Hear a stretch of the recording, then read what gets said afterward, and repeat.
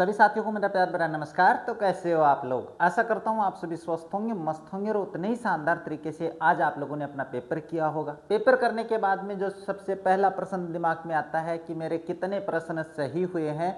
तो आज के इस वीडियो में हम एक सटीक आंसर की के बारे में चर्चा करने वाले हैं, जिसके आधार पर आप ये पता कर सकते हो कि आपने कितने प्रश्न है वो सही किए हैं। प्रश्नों के मिलान के बाद में आप मुझे कमेंट करके जरूर बताना कि आपके कितने प्रश्न सही हो रहे हैं, ताकि हम अपनी एक अनुमानित कट ऑफ है उसका भी अनुमान लगा सकें। अब ज़्यादा समय नहीं लेते, देखो पहले पेपर की अपन क्या कर लेते हैं, आंसर की के बारे में चर्चा कर लेते हैं। और आंसर की के बारे में चर्चा करेंगे अपन जल्द ही, क्योंकि अपन ज़्यादा बातें नहीं करते हुए केवल 15 से 20 मिनट में हम सारा मैटर है वो कंप्लीट कर लेंगे। और इसके बाद में आप मुझे बता देना, पेपर का विश्लेषण हम बाद में जरूर करेंगे भाई। तो पहला ही प्रश्न आपके पास क्या आया था? पहला प्रश्न आया है भाई आप लोगों के पास कौन सा, ये दिया हुआ है भारत की निम्नलिखित नदियों पे विचार कीजिए भाई। अगर अपन निम्नलिखित नदियों पे विचार करेंगे तो क्या है, निम्न में से कौन सा दक्षिण से उत्तर की ओर यानी दक्षिण से नीचे से ऊपर की तरफ चलेंगे तो क्या आएगा? तो इसमें सबसे पहले आपके पास आ जाएगी सतलज, यानी कहने का मतलब जो डी ऑप्शन डी है ना वो आता है। यानी सबसे पहले सतलज आएगी, उसके बाद में व्यास आएगी, उसके बाद में रावी आएगी और उसके बाद में चिनाब आएगी। यानी 1 नंबर, 2 नंबर, 3 नंबर और 4 नंबर। चिनाब है वो आपके पास 4 नंबर पे आ जाएगी। अच्छा नेक्स्ट प्रश्न देखें तो नेक्स्ट प्रश्न क्या दिया हुआ है, निम्नलिखित में से, अच्छा क्या हुआ, हाँ, निम्नलिखित में से भारत का कौन सा जीवमंडल नीचे सितंबर 2025 में UNESCO world network of biosphere reserve में शामिल हुआ है? तो वो आपके पास हुआ है ठंडा रेगिस्तान और हिमाचल प्रदेश, ये इसका आंसर होने वाला है। अच्छा नेक्स्ट बात करें, लघु हिमालय और शिवालिक हिमालय के मध्य स्थित अनुदैर्ध्य घाटियों को क्या कहते हैं भाई? इनको अपन दून कहते हैं, जैसे देहरादून है। इसके अलावा अगर अपन बात करें तो कौन सा आ जाता है भाई, पाटली दून है, ये सारे इसमें आते हैं भाई। नेक्स्ट है, जुलाई के दौरान अंतः उष्णकटिबंधीय अभिसरण में ITCZ से उत्तर की ओर खिसकने का परिणाम क्या होता है? उत्तरी भारत पर मानसून गर्त का विकास, ये अपने पास इसका आंसर होता है। अच्छा नेक्स्ट बात करें, नेक्स्ट क्या दिया हुआ है, नेक्स्ट आपके पास दिया आर्थिक सर्वेक्षण 2025-26 के अनुसार सूक्ष्म एवं लघु मध्यम उद्यम के संबंध में निम्न में से कौन सा कथन सही है?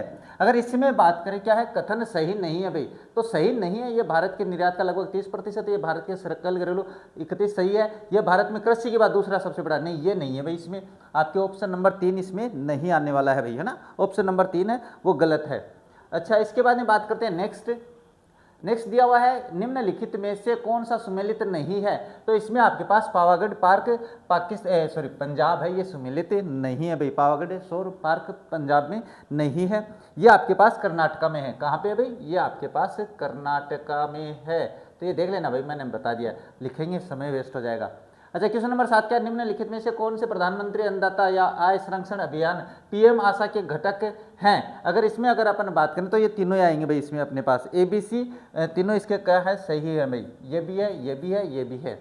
अच्छा इसके बाद में बात करते हैं नेक्स्ट बात करें तो क्या, भारत के सेवा क्षेत्र में के संदर्भ में निम्न में कथनों पे विचार कीजिए और नीचे दिए गए कूटों का सही प्रयोग करते हुए उत्तर चुनिए।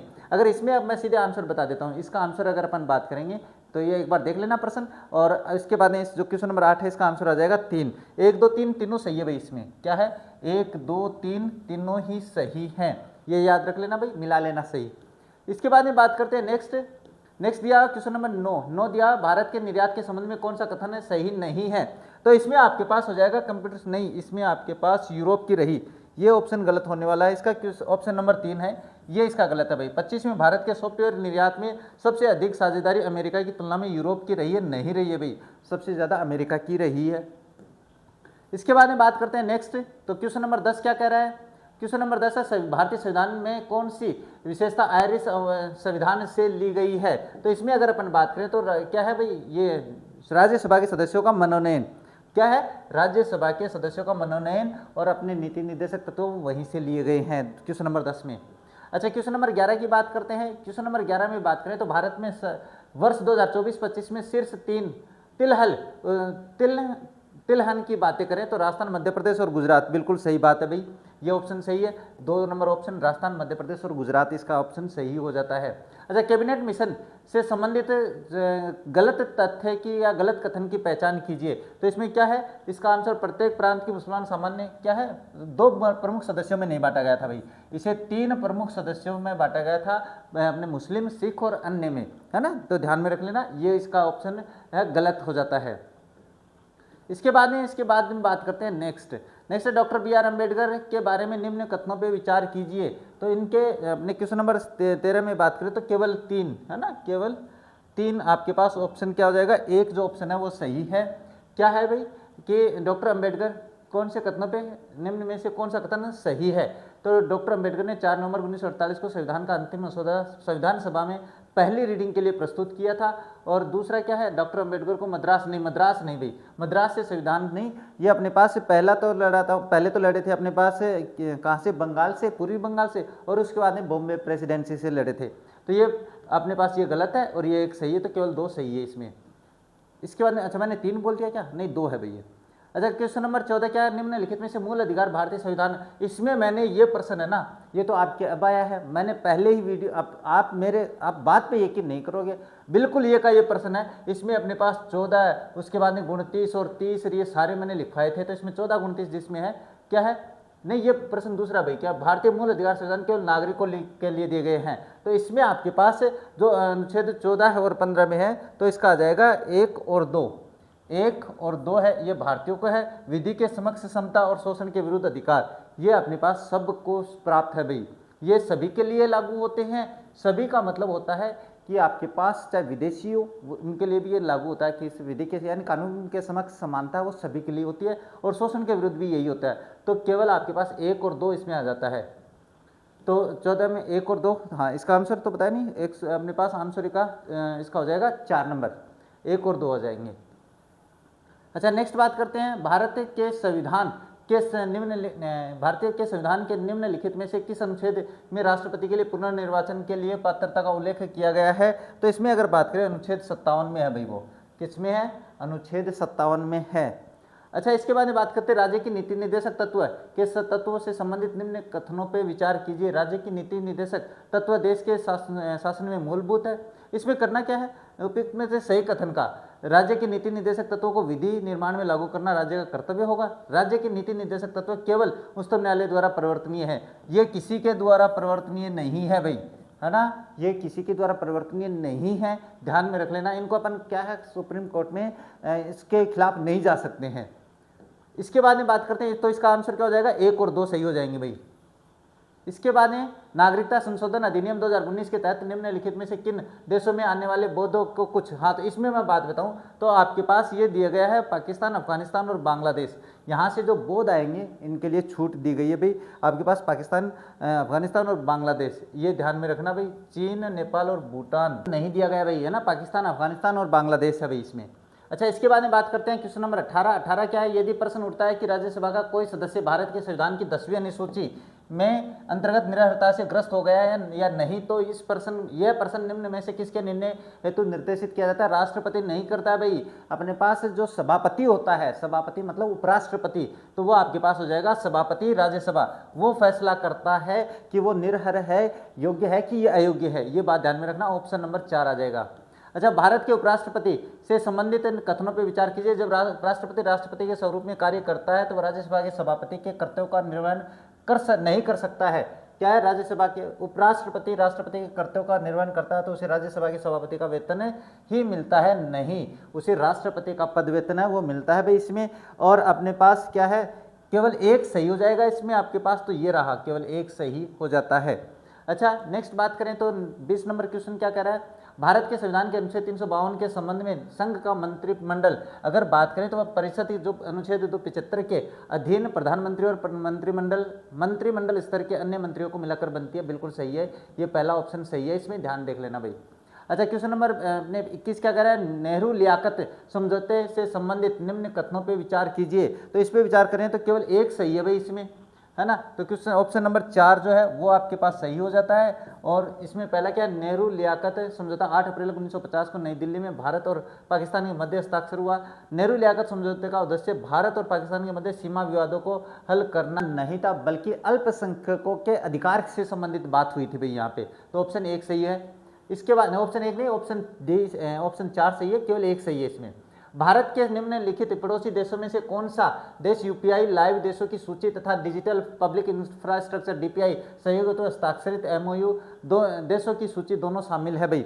तो 22 में बात करेंगे तो आपका हो जाएगा नेपाल और श्रीलंका कहाँ पे है, तो इसमें आपके पास ये क्या हो गया भाई, दोनों सूची में शामिल है, तो आपके पास नेपाल इसका आंसर हो जाएगा भाई। वैसे दोनों श्रेणी इसी में आते हैं भाई, है ना। तो मैं दोनों बता देता हूँ। ये प्रश्न आपके पास क्या है, शायद अपने पास अगर सटीक आंसर मानेंगे तो आपके पास नेपाल माना जाएगा, वैसे दोनों इस कैटेगरी में आते हैं। देख लेना भाई, हो सकता है शायद बोनस मिल जाए इसका।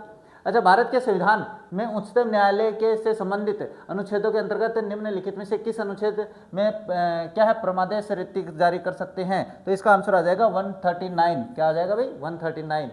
अच्छा, दिनांक 2/2/24 से निर्वाचन आयुक्तों की नियुक्ति राष्ट्रपति द्वारा एक ही त्रिस्तरीय चयन समिति की सिफारिश पर की जाती है, जिसमें आपके पास नहीं होते हैं। तो इसमें भारत का जो मुख्य न्यायाधीश होता है ना, वो शामिल नहीं होता भाई।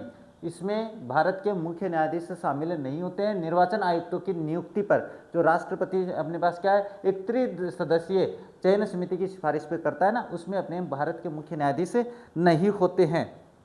अच्छा, इसके बाद में किए जाते हैं। चलिए आगे बात करें तो शैक्षिक मनोविज्ञान के ऐतिहासिक रुझान एवं वर्तमान दृष्टिकोणों की तुलना में, मैं इसका सीधे आंसर बता देता हूं भाई। इसमें आ जाएगा आपके पास क्वेश्चन नंबर विलियम जेम्स। क्या आ जाएगा, विलियम जेम्स इसका आंसर हो जाएगा भाई। क्या है, दृष्टिकोणों की तुलना करने पर प्रत्यक्ष अनुदेशनात्मक दृष्टिकोण थांडाई के विचारों से अधिक मिलता जुलता विलियम जेम्स है भाई। इसके बाद में बात करें विकास के संबंध में कौन सा कथन सत्य नहीं है। अगर इसमें बात करें तो विकास सांस्कृतिक परिवर्तनों से प्रभावित होता है, बिल्कुल होता है। विकास एक निश्चित किंतु अपूर्वानुमेय पैटर्न का अनुसरण नहीं करता भाई, बिल्कुल वो पूर्वानुमेय अनुसरण करता है। ये क्या है, क्या अनुसरण, क्या अपूर्वानुमेय का मतलब होता है पहले से अनुमान नहीं लगा सकते, बिल्कुल लगा सकते हैं, ये इसमें गलत हो जाएगा। और विकास में परिपक्वता एक महत्वपूर्ण भूमिका निभाती है, बिल्कुल निभाती है। विकास उद्दीपन द्वारा, बिल्कुल, तो ये इसमें आपके पास सम्मिलित नहीं है भाई। इसके बाद 27 नंबर क्वेश्चन की बात करें, निम्नलिखित में से कौन सा कथ या कौन से क्वाड सहयोग के प्रमुख क्षेत्रों में शामिल है भाई, सहयोग के प्रमुख क्षेत्रों में शामिल है। इसमें बात करें तो 1 2 3 तीनों ही शामिल है भाई। चलिए 1 2 और 3 ये देख लेना, ऑप्शन 1 2 3 कहाँ पे है, ये रहा, ऑप्शन नंबर 3 सही है भाई। अच्छा, 28 नंबर के जो प्रश्न है वो क्या, शैक्षिक मनोविज्ञान शिक्षकों को विभिन्न आयु स्तरों के प्रशिक्षण की समस्याओं से निपटने के लिए विकसित विभिन्न विधियों अनुपागमों को लागू करने में सहयोग करता है। इसका आंसर आपके पास हो जाएगा अधिगम प्रक्रिया। क्या है भाई, ये आ जाएगा अधिगम प्रक्रिया इसका आंसर। अच्छा, 29 नंबर क्वेश्चन क्या कहता है, नीचे उन मनोवैज्ञानिकों के समूह के नाम दिए गए हैं जिन्होंने अपने अधिगम संज्ञानात्मक में जेबी वाटसन नहीं था भाई, है ना, जेबी वाटसन नहीं था, व्यवहारवादी था, ये संज्ञानात्मक नहीं था। अब बाकी है भाई, ये देख लेना बाकी नाम आप। माध्यमिक विद्यालय के छात्रों में भावनाओं को नियंत्रित करने के लिए हस्तक्षेप योजना बनाते समय निम्न में से कौन सा कथन सबसे सटीक लागू होता है, तो इसमें सबसे सटीक जो लागू होगा, भावनात्मक व्यवहार हमारे व्यवहार को, है ना, ये रहा भाई, भावनात्मक व्यवहार हमारे व्यवहार से सीखे अर्जित पैटर्न, क्या है, सीखे और अर्जित पैटर्न होते हैं भाई। तो ये आपके पास हो जाएगा इसमें 30 नंबर प्रश्न है वो इसमें सही, 30 में आपके पास ऑप्शन 1 सही हो जाता है। नेक्स्ट बात करें, कोहलबर्ग के नैतिक विकास के सिद्धांत के अनुसार किस अवस्था में बच्चों में नैतिक आचरण पूर्णतः है, तो ये आपके पास सही है उत्तर। क्या है, उत्तर रूढ़िगत, ये रहा क्या, उत्तर रूढ़िगत नैतिक तर्कणा का स्तर, ये आ जाता है इसमें। 31 में देख लेना, जल्दी जल्दी करते हैं अपने, मैंने कहा ना 15 से 20 मिनट में कंप्लीट करेंगे। अच्छा, फ्राइड से संबंधित बात करें, फ्राइड के व्यक्तित्व मनोविश्लेषण सिद्धांत से संबंधित नीचे 2 कथन दिए गए हैं, अभी चर्चा करते हैं इसके बारे में। क्या है, अहम व्यक्ति की प्रवृत्तिजन्य ऊर्जा का स्रोत होता है, नहीं, फ्राइड के अनुसार इड होता है भाई। क्या होता है, इड होता है, ईगो नहीं होता है। अहम को नैतिक मूल्य, अपने पास नैतिक मूल्य समाज या व्यक्तियों की परवाह नहीं होती है, होती है भाई, ईगो को ये सारी चिंता होती है। तो आपके पास 1 तो सही और बी गलत है इसमें, तो ये देख लेना, आपके पास ए सही और आर बी सत्य, पहला ही ऑप्शन सही हो जाएगा भाई इसमें। अच्छा, नेक्स्ट बात करें, हम जो सीखते हैं वह विशिष्ट प्रतिक्रियाओं के बजाय अपने पास अपेक्षाओं का एक समूह या पर्यावरण का एक संज्ञानात्मक मानचित्र होता है। ये अपने पास बात करें तो 33 नंबर क्वेश्चन में संकेत अधिगम होता है भाई। क्या होता है? संकेत अधिगम होता है, संज्ञानात्मक मानचित्र होता है, जिसमें एक अर्जित अपेक्षा होती है कि विशेष संदर्भ में उद्दीपन के बाद दूसरा उद्दीपन होगा, अधिगम होगा भाई आप लोगों के पास, तो ये देख लेना। इसके बाद बात करें रचना के संबंध में, दो मुख्य विचार नीचे दिए गए हैं, रचना के संबंध में दिए गए हैं, तो मैं इसका सीधा आंसर बता देता हूं। इसमें बी सही है और ए गलत है। क्या है? शिक्षार्थी अपनी समझ के निर्माण में निष्क्रिय होते हैं? नहीं, अपनी समझ के निर्माण में नहीं, निष्क्रिय नहीं होते हैं, बिल्कुल होते हैं, वो सक्रिय होते हैं भाई। ज्ञान निर्माण प्रक्रिया में सामाजिक और अंतःक्रिया महत्वपूर्ण होती है, बिल्कुल होती है। तो आपके पास ए गलत और अपने पास बी सही है, तो इसमें एक क्या है? बी सही और ए गलत, ये रहा आपके पास ऑप्शन।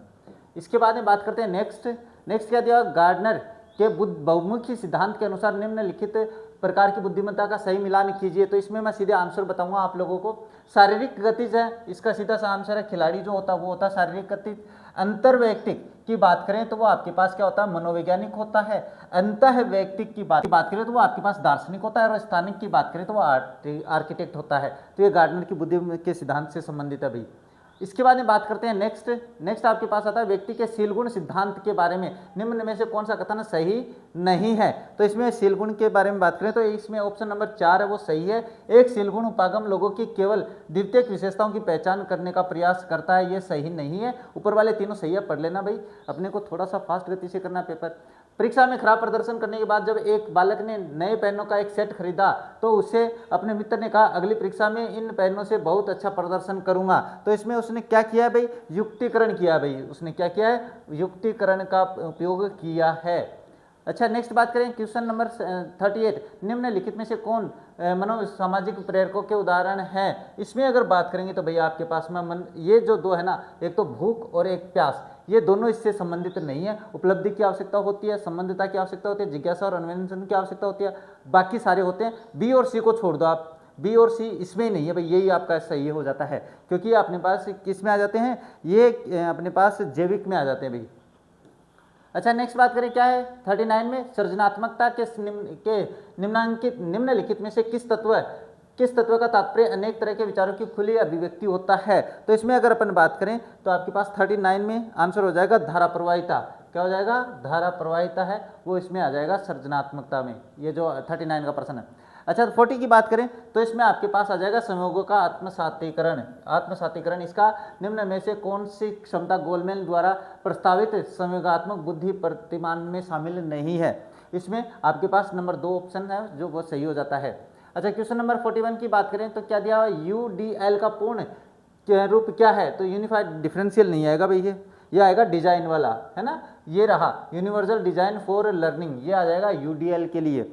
अच्छा, इसके बाद में बात करें 43 क्या कहता है कि उपलब्धि प्रेरणा की आवश्यकता के संदर्भ में निम्नलिखित में से कौन सा उन छात्रों का लक्षण नहीं है जो मानते हैं कि बुद्धि परिवर्तनशील है और अनुभव और प्रयासों से वृद्धि हो सकती है। तो उपलब्धि प्रेरणा की आवश्यकता के संदर्भ में निम्नलिखित में से कौन सा लक्षण नहीं है? तो इसमें 42 की बात करेंगे तो आपके पास इसका आंसर आ जाएगा उन्हें बाह्य नियंत्रण केंद्र की प्रवृत्ति है, उन्हें बाह्य नियंत्रण केंद्र की प्रवृत्ति है, ये आपका ऑप्शन सही हो जाता है। अच्छा, 43 की बात करें तो क्या आता है? 43 में आपके पास आता है व्यक्तिगत भिन्नताएं प्राकृतिक और पालन पोषण दोनों का परिणाम है। और इसके बाद में जो लोग ये मानते हैं कि व्यक्तिगत व्यवहार पूरी तरह से आनुवंशिक कारकों द्वारा नियंत्रित होता है उन्हें नेटिविस्ट कहा जाता है। तो इसमें आपके पास क्या आ जाएगा 43 में? ये दोनों हैं सही, दोनों सही हैं, लेकिन व्याख्या गलत है भाई, व्याख्या सही नहीं है, ये रहा व्याख्या सही नहीं है, ये ऑप्शन 1 ही सही है इसमें। अच्छा, इसके बाद में 44 की बात करें तो क्या निम्नलिखित 21वीं सदी के कौशलों को उनकी विशेषताओं के साथ मिलाइए। मैं इसमें सीधे आंसर बता देता हूं आपको। 44 में आपके पास आ जाएगा 4 नंबर ऑप्शन जो दिया हुआ है ना, ये रहा, ये ऑप्शन आप मैच कर लेना, इसमें देख लेना भाई, है ना, ये आपके सामने दिया हुआ है। अच्छा, नेक्स्ट बात करें 45 निम्नलिखित सृजनात्मक कौशलों का उनसे संबंधित प्राथमिक क्रियाओं से मिलान कीजिए। इसमें भी मैं सीधे आंसर बता देता हूं, इसमें आपके पास आंसर 2 हो जाएगा सही, है ना, ये मैच कर लेना आप लोग भाई, ये ऑप्शन 2 है ना, इसमें आप देख लेना, ए के सामने 2, बी के सामने 3, सी के सामने 4 और डी के सामने 1 होता है।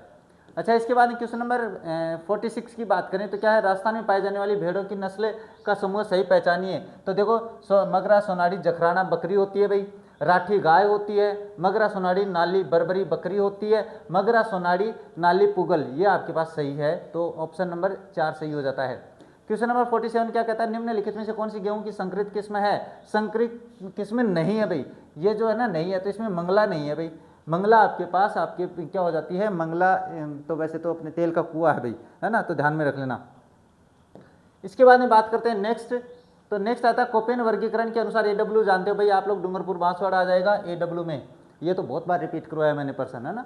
इसका वर्गीकरण तो मैंने बहुत ही शानदार तरीके से समझाया, लेकिन आप लोगों ने देखे नहीं है ना मेरे पेपर, इसलिए समस्या आ रही है।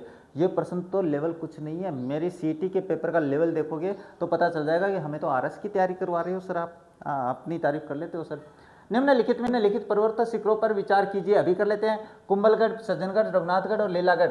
1000 मीटर से अधिक ऊंचाई वाले पर्वत शिखर की बात करें तो देखो एक तो कुंभलगढ़ है, 1224 है ये तो, है ना। और रघुनाथगढ़ की बात करें तो ये अपने 1055 है, और बाकी सारे जो है ना ये अपने 1000 से नीचे हैं भाई। तो आपके पास ऑप्शन क्या हो जाएगा, A और C इसका करेक्ट आंसर हो जाता है।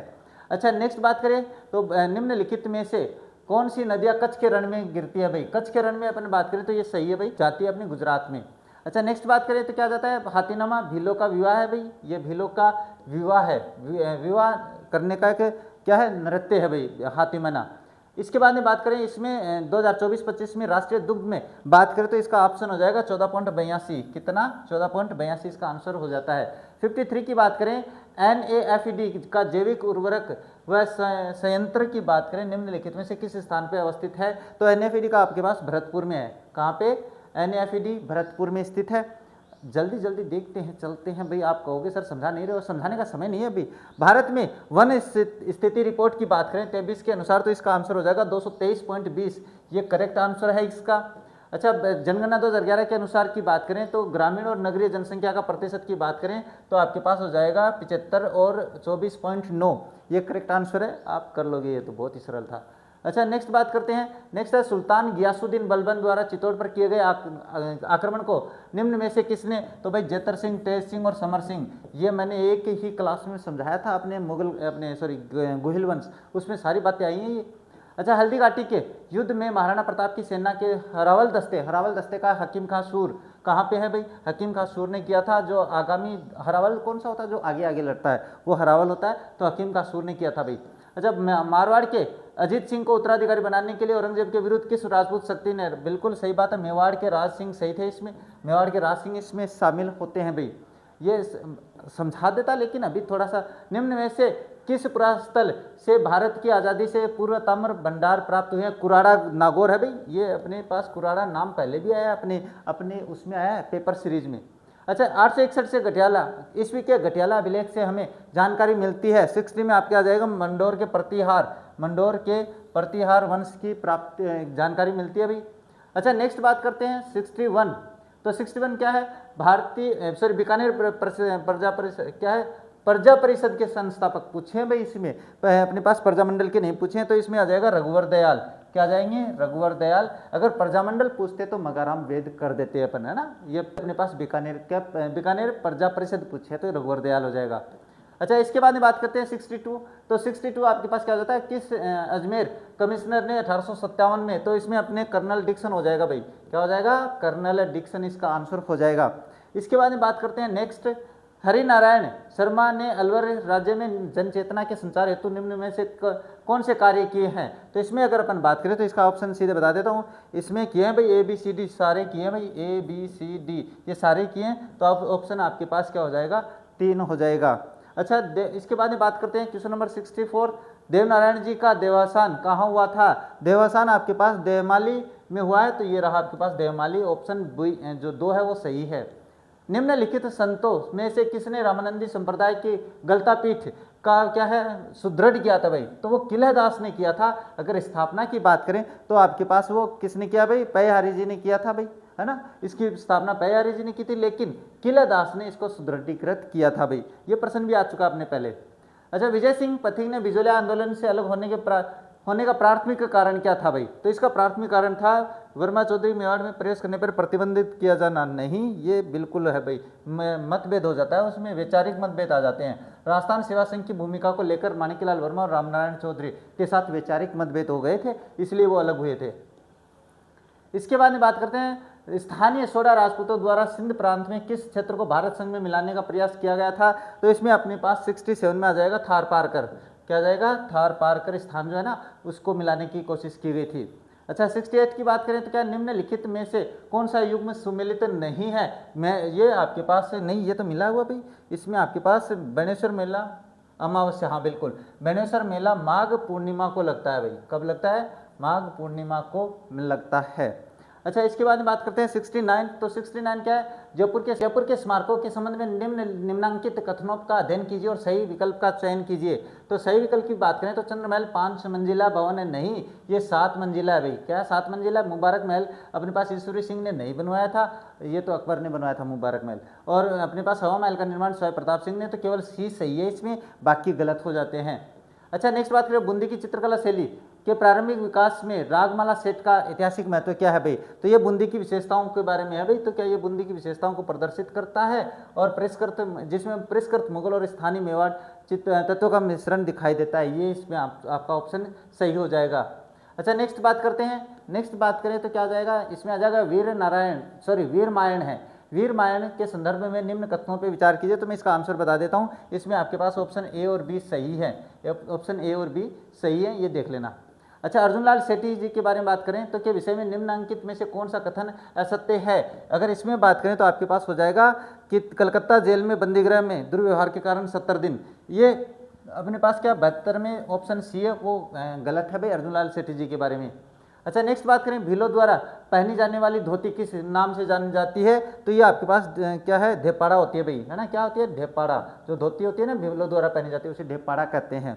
अच्छा नेक्स्ट बात करें लोक नृत्य राई को जाना जाता है गौरी नृत्य से संबंधित है भाई, ये आपके पास गौरी नृत्य से संबंधित है 74 में। अच्छा इसके बाद में बात करें नेक्स्ट 75, इसमें आपके पास पूर्व मुख्यमंत्रियों उनके कार्यकाल के क्रमानुसार व्यवस्थित कीजिए। तो इसमें मैं आप लोगों को सीधे आंसर बता देता हूँ। इसमें आपके पास आएगा ऑप्शन नंबर 2। सबसे पहले आपके पास 2 नंबर पहले है, तो 2 नंबर का श्री एस वेंकटाचार्य की बात करें तो ये 1951 में बने हैं। इसके अलावा बात करें इसके बाद में कौन आएंगे? टीकाराम पालीवाल जो 1952 में है, ये लो भाई। इसके बाद में बात करें तो कौन आता? मोहनलाल सुखाड़िया 1954 में है। इसके अलावा बाद में बात करते हैं तो हरिलाल देवपुरा तो 1985 में हो जाते हैं। तो ये आपके पास इनका कार्यकाल हो जाता है। अच्छा इसके बाद बात करें जनवरी 2024 में, तो इसमें बात करेंगे तो आपके पास सीधा आंसर बता देते हैं, दिया कुमारी इसका आंसर हो जाएगा। अच्छा अपने पास नेक्स्ट है 77 क्या है? निम्न में से कौन सा राजस्थान विधानसभा में विपक्ष के नेता कभी नहीं रहे हैं? तो इसमें आपके पास हो जाएगा बी.डी. कल्ला है, वो आपके पास विधानसभा में कभी भी क्या है? विधानसभा के विपक्ष के नेता नहीं रहे हैं। अच्छा राजस्थान के प्रमुख व्यक्तित्व एवं उनके कार्यक्षेत्र के कौन सा सुमेलित सही सुमेलित नहीं है भाई? तो इसमें अगर अपन बात करें तो रुमा देवी मांडगाय का नहीं है भाई, सही बात है, रुमा देवी मांडगाय का नहीं है। अच्छा नेक्स्ट बात करें क्या निम्नलिखित में से राजस्थान के किस कार्यवाहक राज्यपाल का कार्यकाल सबसे कम रहा है? तो इसमें 79 में बात करेंगे तो आपके पास कैलाशपति मिश्र का हो जाएगा भाई। किसका? कैलाशपति मिश्र का हो जाएगा। अच्छा 80% जो 80 नंबर क्वेश्चन है वो क्या कहता है? राजस्थान उच्च न्यायालय के में प्रशासनिक न्यायाधीश की नियुक्ति एवं कार्य आवंटन से संबंधित निम्नलिखित कथनों पर विचार कीजिए। अगर 80 में बात करें तो 1 और 2 सही है भाई। इसमें आपके पास 1 और 2 दोनों सही है भाई, यहाँ पे 1 और 2 दोनों सही होते हैं। अच्छा नेक्स्ट बात करें तो नेक्स्ट आ जाता है आपके पास राजस्थान में जिला परिषद की बैठकों से संबंधित निम्नलिखित कथनों पे विचार कीजिए। अगर बात करेंगे इसमें तो आपके पास केवल 2 सही है भाई, ये आपके पास सही है और पहला गलत है। इसके बाद में बात करते हैं नेक्स्ट क्या दिया हुआ है? निम्नलिखित में से किस आधार पर राज्य सरकार द्वारा राजस्थान राज्य महिला आयोग के अध्यक्ष को उनके पद से नहीं हटाया जा सकता है? तो 82 में मैं सीधा आंसर बता देता हूँ, आयोग में अनुपस्थित रहने की इजाज़त, यानी आयोग में अनुपस्थित रहने की इजाज़त लिए बिना लगातार 2 बैठकों में अनुपस्थित रहती है, तो इसके आधार पे अपने पास हटा नहीं सकते हैं। तो ये ध्यान में रखना, ये आंसर सही हो जाता है। इसके बाद क्या है? हटाया नहीं जा सकता इसके आधार पे। क्वेश्चन नंबर अपने पास नेक्स्ट, हाँ, राजस्थान में जिला कलेक्टर की शक्तियों से संबंधित कथनों पे विचार कीजिए। तो इसमें शक्तियों से संबंधित ना तो एक सही और नहीं, अरे इसमें तो दोनों ही सही नहीं है भाई, अपने पास दोनों ही सही नहीं है। देख लेना भाई, ये प्रश्न पढ़ लेना आप। राजस्थान नगरपालिका अधिनियम 2009 की बात करें तो 2000 इसमें क्या है? 55 आंसर सही हो जाएगा भाई, देख लेना आप, थोड़ा सा लंबा खींच गया अपना पेपर। और 85 2026 मई 2026 में निम्नलिखित में से किसने, ये देख लेना, ICAR केंद्रीय शुष्क क्या है? क्षेत्र अनुसंधान संस्थान काजरी। तो इसके मैं सीधे बता देता हूँ आंसर, इसका आपके पास 85 में आ जाएगा डॉक्टर HL कुशवाहा, ये रहा डॉक्टर HL कुशवाहा अपने पास, ऑप्शन नंबर 4 सही है इसमें। प्रधानमंत्री कुसुम योजना के में कंपोनेंट सी के अंतर्गत बता देते हैं, इस प्रश्न का उत्तर बताएंगे भाई। 3.MV ये रहा अपने पास, 3.2 MV इसका आंसर हो जाता है। अच्छा, राजस्थान राज्य विधिक सेवा प्राधिकरण के इसके अंदर अपना आंसर बताएंगे तो आपका आ जाएगा ऑप्शन नंबर 4, कौन सा है, राजस्थान उच्च न्यायालय के मुख्य न्यायाधीश, ये हो जाता है इसका आंसर 87 में। अच्छा, तमिलनाडु कैडर के प्रशासनिक अधिकारी शंकर लाल कुमावत को अप्रैल 2025 में बात करें तो क्या हो जाएगा, 88 में सीकर हो जाएगा भाई, क्या है 88 में सीकर इसका आंसर हो जाएगा। चलिए, किस जिले के रहने वाले हैं तो बता देते हैं भाई, इसी करके ज्ञान भारतम मिशन भारत राजस्थान में नोडल विभाग तथा नोडल अधिकारी क्रमशः नियुक्त किया गया है, तो इसमें अगर अपन बात करें 89 में तो एक सही है भाई, ये रहा राजस्थान प्राच्य विद्या प्रतिष्ठान जोधपुर को, इसके आगे आप देख लेना ऑप्शन। इसके बाद में बात करें व्हाट्सएप चैट समाधान साथी से संबंधित निम्नलिखित कथनों पे विचार कीजिए, तो इसमें अगर अपन बात करें 1 और 2 दोनों सही है भाई, 1 और 2 दोनों सही है इसमें। अब आगे तो आप लोग पढ़ना भैया ना, मैं थोड़ा सा देख रहा हूँ, जल्दी कर रहा हूँ। मई 2026 में जोधपुर में आयोजित 45वीं राजस्थान सब जूनियर स्टेट शूटिंग बॉल की बात करें 91 में तो गंगानगर हो जाएगा भाई, क्या हो जाएगा, गंगानगर। इसके बाद राजस्थान के बजट 2026-27 के अनुसार भिवाड़ी में जल भराव की समस्या के निराकरण के लिए किस किस के सहयोग से कार्य करवाना प्रस्तावित है, तो 92 में बात करें भारत सरकार और हरियाणा सरकार, बिल्कुल ये लो भाई आपके पास सही है। नेक्स्ट बात करें मई 2026 में महाराष्ट्र में आयोजित 47वीं अखिल भारतीय विद्युत खेल अभी, तो 93 की बात करें तो राजस्थान के पुरुषों की खो खो टीम ने भाई, राजस्थान की पुरुषों की टीम खो खो टीम ने ट्रॉफी विजेता ट्रॉफी प्राप्त की है भाई। चलिए, इसके बाद में बात करते हैं नेक्स्ट क्या दिया हुआ है, होर्मुज जलडमरू स्थित है भाई, तो यह आपके पास फारस की खाड़ी और ओमान की खाड़ी, फारस की खाड़ी और ओमान की खाड़ी के मध्य, ये रहा आपके पास ऑप्शन। इंडिया, इसके बाद में बात करते हैं नेक्स्ट क्या, इंडिया जस्टिस रिपोर्ट 2026 के अनुसार बात करें तो ए और बी दोनों कथन सत्य है भाई, इसमें ए और बी दोनों कथन सत्य हैं, एक कहाँ, ये दोनों कथन सत्य हैं भाई, यहाँ पे ऑप्शन नंबर 4 सही है। अच्छा, 96 की बात करें तो क्या अप्रैल 2026 में लोक सेवा दिवस की बात करें 96 की, तो इसका आंसर हो जाएगा रोहिताश्व सिंह तोमर, ये रहा इसके आंसर की सही, सुशासन में। अच्छा, इसके बाद में बात करते हैं नेक्स्ट क्या दिया हुआ है, निम्नलिखित क्रियाकलाप युग्मों पर विचार कीजिए, विचार कर लेते हैं अभी, तो इसमें 97 में आ जाएगा केवल 2, कहाँ पे, ऑप्शन नंबर 1, ये है इसका आंसर सही, केवल 2 जो है ना, कि कितने युग में सही सुमेलित है, तो 2 ही सुमेलित है, इसमें देख लेना भाई, बाकी मैं ये व्याख्या आपको अलग से करवा दूंगा। वर्ल्ड पॉपुलेशन में प्रोस्पेक्ट्स 2024 की बात करें तो इसमें आ जाएगा जर्मनी, क्या है भाई, जर्मनी इसका आंसर सही हो जाता है। अपने ग्लोबल एनवायरमेंटल आउटलुक 2007 की बात करें तो इसमें आपके पास आ जाएगा 2 बिलियन टन से अधिक हो जाएगा, 2 बिलियन टन से आपके पास आंसर का सही हो जाता है। और क्वेश्चन नंबर 100 क्या है, निम्नलिखित में से कौन सा एक सुमेलित नहीं है, तो इसमें आपके पास बोरा कैस्पियन सागर तट है, बोरा कैस्पियन सागर तट पे नहीं है, ये आपके पास क्या है, बोरा एक ठंडी शुष्क पवन है भाई, है ना, बोरा कैस्पियन सागर तट पे नहीं है, ये आपके पास हो जाता है पेपर कंप्लीट।